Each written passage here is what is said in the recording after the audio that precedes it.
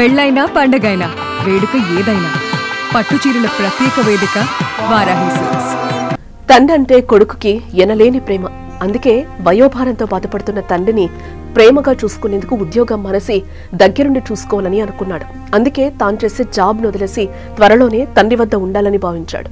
కానీ తానొకటి తలిస్తే దైవం మరొకటి తలిచినట్లు తండ్రిని దగ్గరుంచి చూసుకోవాలని ఆశ తీరకుండానే అనంత లోకాలకు చేరుకున్నాడు ఆ కొడుకు. ఇది విమాన ప్రమాదంలో మృతి చెందిన కెప్టెన్ సుమిత్ విషాద కథ.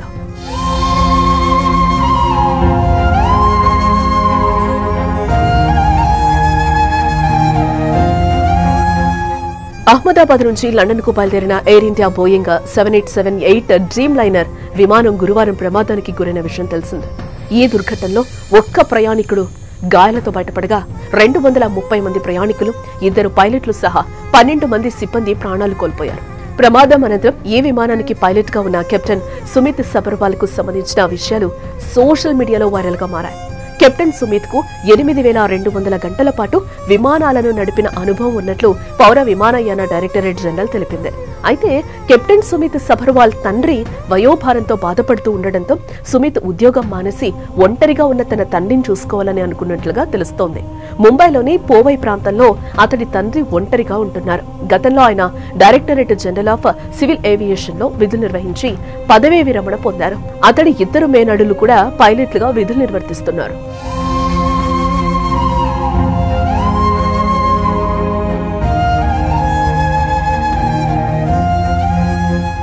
ఇకపోతే ఇటీవల ఆయన వద్దకు వెళ్లిన సుమిత్ త్వరలో ఉద్యోగం మానేసి నిన్ను చూసుకుంటానా అని తన తండ్రికి మాటిచ్చారట.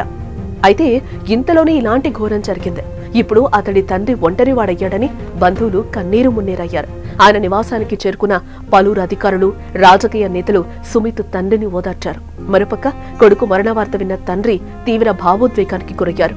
చివరి రోజుల్లో అండగా ఉంటారని మాటిచ్చిన కొడుకు తనను వదిలేసి వెళ్లిపోయాడంటూ కన్నీరు పెట్టుకుంటున్నారు. ప్రస్తుతం సుమిత్ తండ్రి వీడియో సోషల్ మీడియాలో కన్నీరు పట్టిస్తోంది.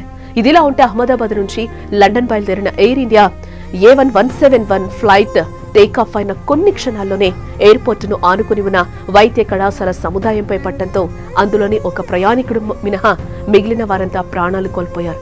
ప్రమాదంలో ప్రాణాలు కోల్పోయిన వారిలో ఎన్నో విషాదగాథలు దాగి ఉన్నాయి.